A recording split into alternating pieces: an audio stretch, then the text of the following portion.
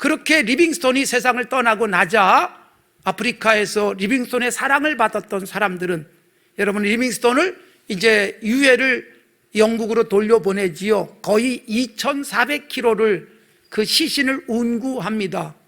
얼마나 힘들고 어려웠고 위험했는지 몰라요.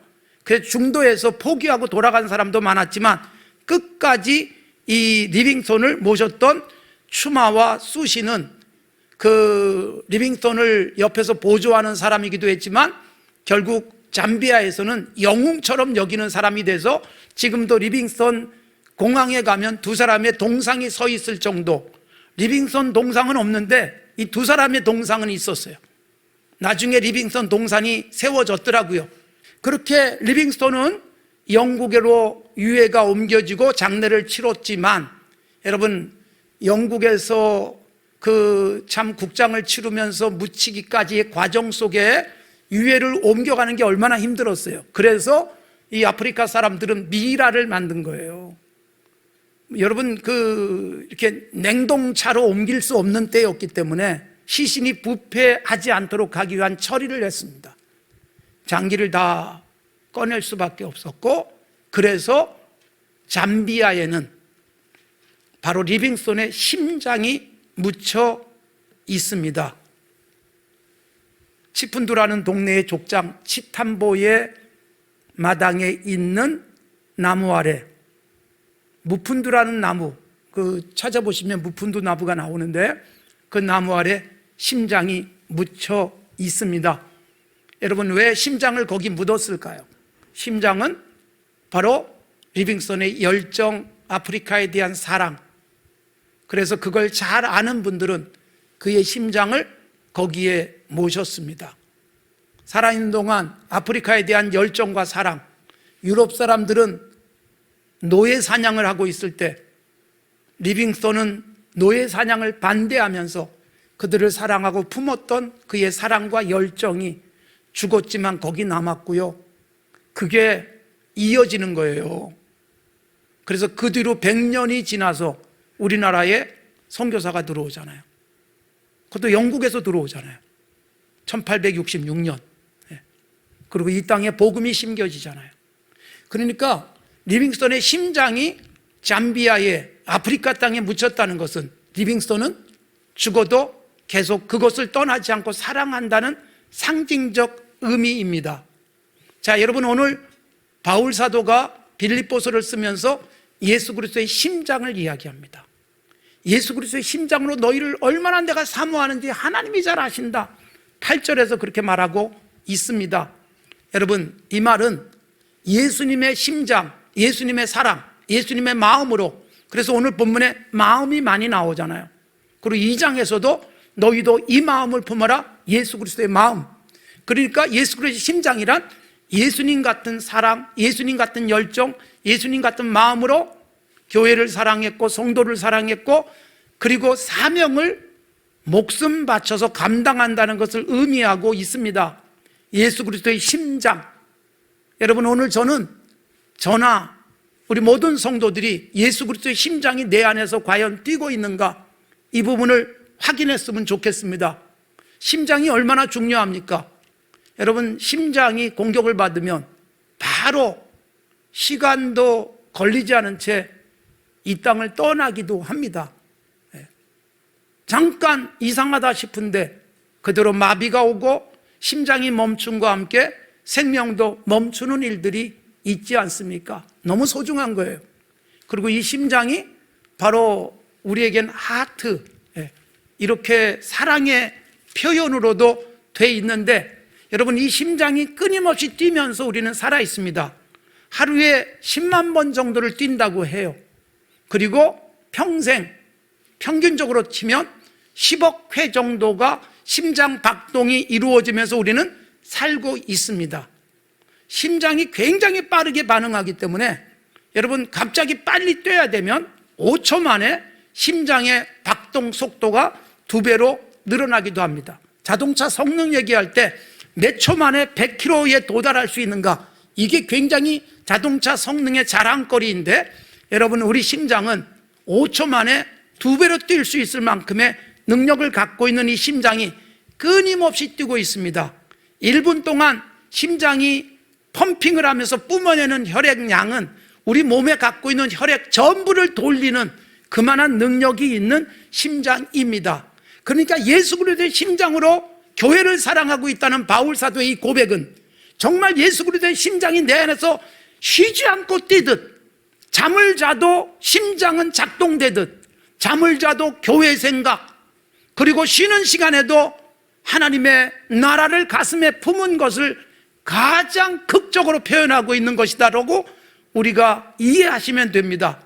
하나님께서 우리를 보시는데 예레미야 17장 10절에 보면 나 여호와는 심장을 살핀다라는 표현이 나와요. 그러니까 이스라엘이 하나님 앞에 제사하러 나오고 예배하러 나와도 하나님께서 보시는 것은 예배할 때 오는 복장이나 예배할 때 가지고 오는 재물을 보는 게 아니라 심장을 보신다. 무슨 뜻일까요? 열정, 마음이 과연 있는가? 그러니까 재물만 가지고 왔지 마음은 나한테서 너무 멀다. 이게 이사야 선지자의 책망이에요. 몸은 가까이 오는데 마음은 멀다. 답답한 거예요. 오늘도 하나님께서 우리의 심장을 보시는 거예요. 우리의 심장이 하나님을 향해서 늘 설레고 있는가? 우리의 심장이 늘 열정적으로 우리 하나님이 기뻐하는 것에 우리들이 맞닿고 있는가? 여러분, 광고 카피 중에 마음이 합니다라는 광고가 있습니다. 보험 광고지요. 마음이 합니다. 꽤 괜찮은 카피다라는 생각을 했어요. 통신회사 광고 중에는 카피가 마음이 쓰여서, 마음이 시켜서, 마음은 우리의 생각보다 훨씬 힘이 셉니다 라는 카피도 있습니다. 그런데 여러분, 이 마음, 심장, 이게 중요하다는 거예요. 힘들고 어려운데 마음이 자꾸 시키니까 심장이 계속 뛰면서 하지 않으면 못 견딜 것 같아서 해내는 일들, 이걸 의미하는 걸 거예요. 바울 사도가 예수 그리스도의 심장이 내 속에서 뛰기 때문에 예수님이 생각하는 대로 생각하고 예수님이 기뻐하는 걸 나도 기뻐할 수 있는 삶을 살았다는 것인데 이게 그리스도인의 삶이어야 합니다. 여러분, 예수 그리스도의 심장을 가졌다는 것은 예수님과 같이 공감 능력이 뛰어나고 동정할 수 있고, 예수님이 이 땅에 계시는 동안에 가난한 사람, 소외된 사람, 병든 사람, 손가락질 받는 사람, 친구가 없어서 외로운 사람에게 동정하셨어요. 같은 마음을 품었다. 동정, 같은 감정. 영어에서도 동정은 same이라는 접두사가 붙습니다. 같다라는 뜻이죠. 그리고 공감이에요. 그러니까 저 사람은 왜 슬퍼? 뭐 저래? 그게 아니라 얼마나 아플까? 얼마나 슬플까? 얼마나 힘들까? 예수님이 이걸 다 느껴주신 거예요. 그래서 배고픈 사람을 보면서 먹이셔야 됐고, 갈 곳을 모르는 사람, 갈 곳을 찾지 못하는 사람들을 양이 길을 잃은 것처럼 여기시면서 주님이 품으셨던 것입니다. 그래서 우리에게도 요구하시잖아요. 산상설교에서 팔복이라고 우리는 외우고 있지만 여러분, 그게 얼마나 예수님 닮은 삶을 요구하는 건지요. 긍휼히 여기는 자는 복이 있나니 긍휼히 여김을 받을 것이다. 여러분, 예수님처럼 긍휼히 여길 자를 긍휼히 여겨야만 우리도 하나님 아버지께서 긍휼히 여겨주실 것이다. 우리가 긍휼히 여김을 받으면 우리의 인생이 열리는데 내가 남을 긍휼히 여기지 못하면서 어떻게 하나님의 긍휼히 여김을 받을 수 있겠느냐. 그래서 바울 사도가 로마서 12장 15절에서는 바로 이 예수님과 같은 공감 능력을 우리에게 요구하잖아요. 즐거워하는 자들과는 함께 즐거워하라. 우는 자들과는 함께 울어라. 정말 이게 가능합니까? 울고 있는 사람과 같이 울어주는 것도 요즘은 쉽지가 않아요. 더욱이 즐거워하는 사람과 함께 즐거워하는 건 배가 아파서 잘 못하는 세상이에요. 그런데 이걸 우리에게 요구하는 거예요.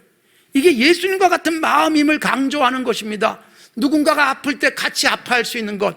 여러분, 코로나19 때문에 유명해진 진통제가 있습니다. 백신을 맞고 나면 반드시 타이레놀. 타이레놀에 너무 익숙해져 있잖아요. 사실 타이레놀이 아니더라도 성분 아세트아미노펜이 들어가 있는 진통제면 되는 건데 우리는 타이레놀과 아세트아미노펜을 동일시하고 있습니다. 그런데 여러분, 이걸 먹으면 빠르게 통증이 줄어듭니다. 아니, 어떤 분들은 통증도 오기 전에 먹어버려요.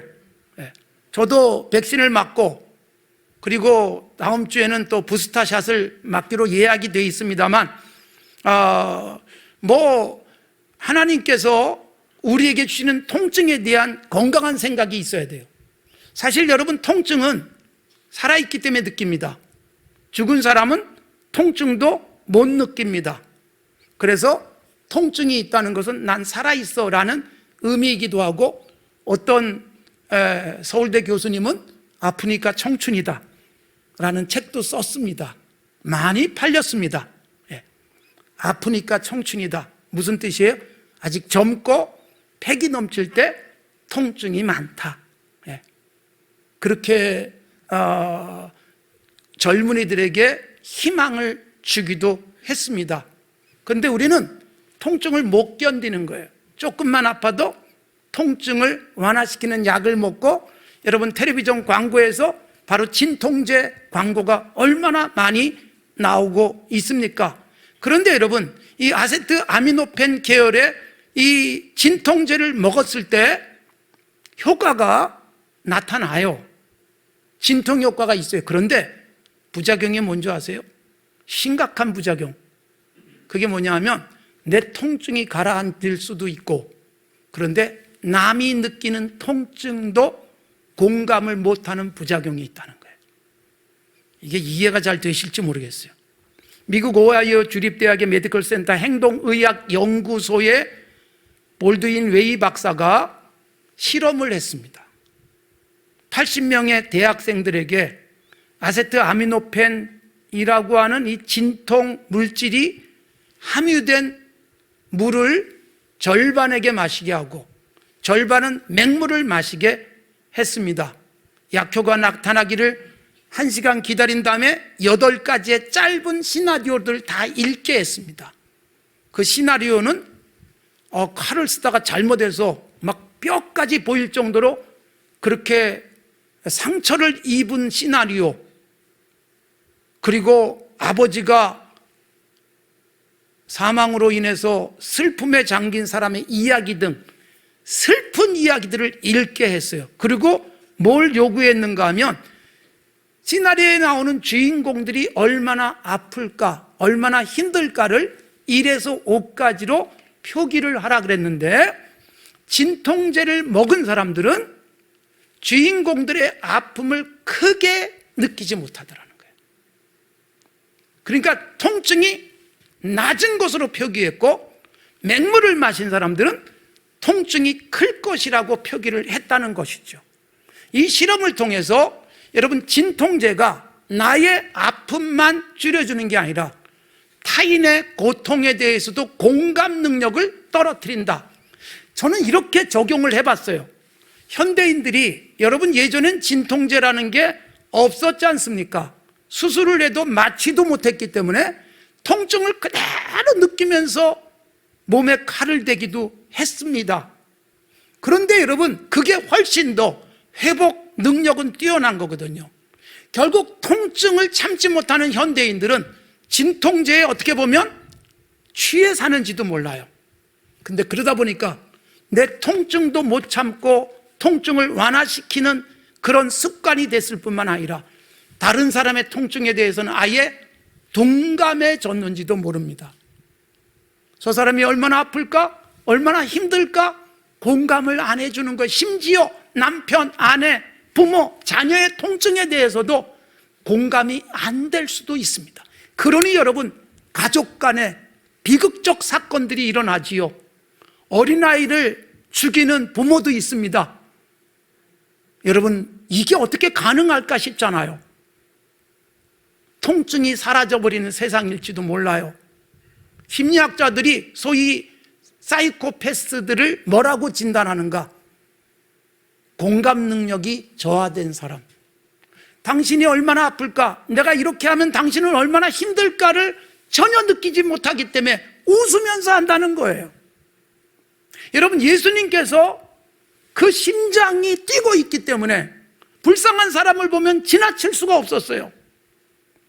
그래서 예수님의 비유에 강도 만나서 쓰러진 사람을 보고 지나치지 못한 사람이 사마리아 사람, 보고도 공감, 동정 못한 채 도망쳐버린 사람들이 더 많잖아요. 거룩한 의식을 행하는 사람 중에, 종교인 중에도 있다는 것입니다. 그런데 예수님은 선한 사마리아 사람처럼 우리들의 통증, 우리들의 고통을 간과하지 않은 채 오셨고, 그리고 결국은 통증을 예수님이 대신 다 짊어지신 게 십자가에서 죽음이죠. 그런데 보세요, 예수님의 십자가의 주변에 아무리 여러분 악한 짓을 하고 죽는 사람이라 할지라도 그런 끔찍한 광경을 보면 눈뜨고 볼 수 없죠. 그런데 많은 사람이 지나가면서 조롱, 모욕을 해요. 공감 못하는 거예요. 거기다가 군인들이요, 전쟁을 많이 경험해서 그런지 모르겠지만 예수님의 옷을 누가 가질까, 이거 제비 뽑기 하면서 히덕거리고 있는 거예요. 여러분, 끔찍한 광경이지 않습니까? 십자가에 달린 예수님보다 더 끔찍한 게, 그렇게 죽어가는 사람을 보고 조롱하는 사람들이 더 끔찍하고, 제비 뽑아서 누가 옷을 가질 것인가를 생각하는 사람들이 더 끔찍하지 않습니까? 통증 느끼지 못하는, 내 통증도, 남의 통증도 공감이 안 되는 사람들, 우리의 심장은 어떻습니까? 예수님처럼 공감할 수 있고 예수님처럼 같이 아파할 수 있을까요? 여러분, 이게 제대로 작동돼야 건강한 그리스도인이고, 예수님의 심장으로 목회를 해야 건강한 목회자고, 예수님의 심장으로 이 세상 많은 사람들을 보면서 손잡아 줄 수 있을 때 진정한 그리스도인이지요. 장기 이식을 합니다. 그래서 사람을 살립니다. 나는 예수 그리스도의 심장을 갖고 있다는 말은 어떻게 보면 예수 그리스도의 심장이 내게 이식됐다는 의미일 수도 있어요. 우리 모두가 예수 그리스도의 심장을 이식받은 사람과 같아요. 그런데 여러분, 내 안에서 예수 그리스도의 심장이 작동을 못하거나 내 안에 들어온 심장이 그야말로 정지될 수도 있어요. 여러분, 장기 이식을 하면 심장이든 간이든 심장이든 그러면 반드시 먹어야 될 약이 있어요. 그게 면역 억제제입니다. 면역 억제제를 왜 먹을까요? 우리 몸은 우리 안에 이물질, 그야말로 암세포 이런 것들이 생기면 면역 체계가 작동해서 그걸 어떻게 하든 몰아내려고 애쓰는데, 이식받은 심장을 이물질로 여기는 거예요. 우리 안에 있는 면역 체계가. 그래서 심장을 공격하지요. 그러면 심장이 죽어요. 자기 자신도 죽죠. 그래서 면역을 억제시키는 약을 먹으며 삽니다. 제가 영적으로는 그래요. 예수 그리스도의 심장이 내 안에 들어왔는데 우리 안에 면역 억제제가 있어요. 뭘까요? 그냥 육신의 욕심대로 살고 싶은 마음. 그래서 주님의 심장은 주라고 하는데 나는 아유 아까워. 그래서 주님의 심장을 공격하면서 우리들의 예수 그리스도의 심장이 죽어갈지도 몰라요. 제가 아내와 가끔 그런 얘기할 때가 있어요. 여보, 다 주면 우리는 어떻게 사냐? 그럴 때가 있어요. 하도 자꾸 주길 좋아하니까 저도 그래야 된다는 거 아는데, 그래서 그렇게 살지만, 그런데 때로는 내 안에 면역 체계가 작동하는 거예요. 그래서 손해보겠는데, 그러다 내 건 다 없어지면 어떡해? 그러나 여러분, 예수 그리스도의 심장은 주라는 거잖아요. 나누라는 거잖아요. 그러니까 그게 옳지요. 우리 안에 육신의 면역 체계가 예수 그리스도의 심장을 공격하면서 심장을 싸늘하게 식혀버리는 거예요. 요한계시록 2장과 3장에 7교회에 대한 예수님의 말씀이 나오죠. 에베소 교회가 제일 먼저 나오는데 에베소 교회를 칭찬했어요.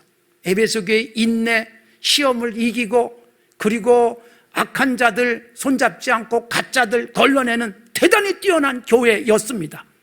이게 요한계시록 2장 2절과 3절에 그렇게 나오는데, 그런데 한 가지 책망할 것이 있다. 그게 뭘까요?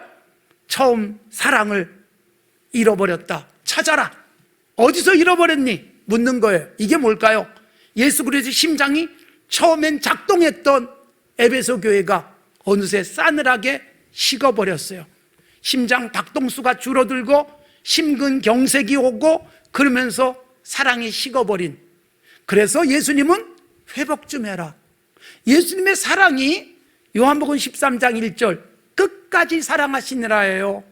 끝까지란 시간적으로도 끝까지지만 죽어주기까지 더 이상 해줄 수 없는 것까지 하면서 사랑하셨는데, 우리는 아이고 이쯤 했으면 됐어, 이젠 다른 사람 하라 그래, 이만큼 섬겼으면 되지, 아 이건 안 돼, 이러면서 우리는 심장 박동수가 줄어들기 시작하는 것입니다. 여러분, 그래도 우리 안에 육체의 심장은 뛰고 있잖아요. 예수 그리스도의 심장이 뛰게 하십시오. 하루에 10만 번씩 뛰면서 우리 몸 구석구석에 산소를, 영양분을 공급하는 바로 이 심장처럼 교회와 그리스도인들이 끊임없이 예수 그리스도의 심장이 작동되면 세상을 살립니다. IT까지 가는 거고요, 북한에도 가는 거고요, 여러분들의 헌금이라고 하는 피 같은 소중한 것들이 갑니다. 지금 저는 그래서 여러분을 대신해서 열심히 뜁니다. 지난주 월요일에도 우리 주기철 목사님 기념홀 거기에 가서 말씀을 전하고, 그리고 선교사들 때문에 강릉을 찾아가고, 그리고 굉장히 어려워진 교회들 때문에 군산도 갔다 왔어요. 지난 한 주간 동안에 굉장히 바쁘게 움직였습니다. 저는 심장 노릇하고 싶은 거예요. 여러분들이 공급해주는 그 피 같은 사랑과 정성을 저는 끊임없이 뛰면서 나누는데 힘쓰고 있습니다. 그래서 몸무게를 조절하고 있습니다. 뛰는데 방해되지 않도록 가볍게 곳곳에 뛰면서 분주하게 다니면서 심장 역할을 하고 있는 것이죠. 사랑하는 성도 여러분, 우리의 심장이 예수 그리스도의 심장으로, 그래서 끊임없이 뛸 수 있는 건강한 그리스도인의 모습, 그래서 바울 사도가 간절하게 기도하잖아요. 이 빌립보 교회가 다시 좀 뛰었으면 좋겠다. 하나님의 영광과 찬송이 됐으면 좋겠다.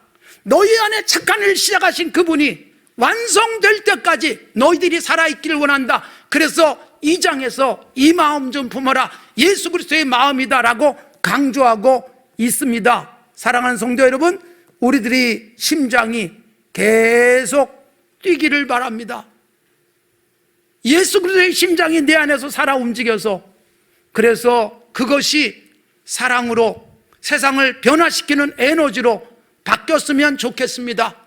예수님이 뜨거운 심장을 가지고 우리 여기에 오셔서 그 피가 다 쏟아질 때까지 사랑하셨던 예수님이 오신 성탄절을 기념하는 12월을 맞으면서 여러분, 내 안에 예수 그리스도의 심장이 있는지, 그 심장이 지금 제대로 작동되고 있는지, 심장이 한없이 느려져서 그래서 무기력한 모습으로 살아가고 있는 것은 아닌지, 한국교회 다시 심장이 뛰어야 됩니다. 예수 그리스도의 심장으로. 그런데 교회가 예수 그리스도의 심장이 아니라 인간의 탐욕으로 꽉 차버리니까 세상이 교회를 보면서 답답해하는 거예요. 비난이 나오는 거예요. 우리 교회 안에 예수 그리스도의 심장이 살아 움직일 수 있도록 합시다. 같이 힘 모으면서 이 12월에도 더 풍성한 하나님의 역사 펼치고, 우리의 펄떡펄떡 뛰는 심장을 통해서 생명의 역사가 저 지구촌 곳곳에, 그리고 이 땅 구석구석에, 그리고 우리 주변에 외롭고 주님이 보시면 손잡아줬을 그분들에게 진정한 에너지가 되는 건강한 하나님의 사람들로 살아갑시다.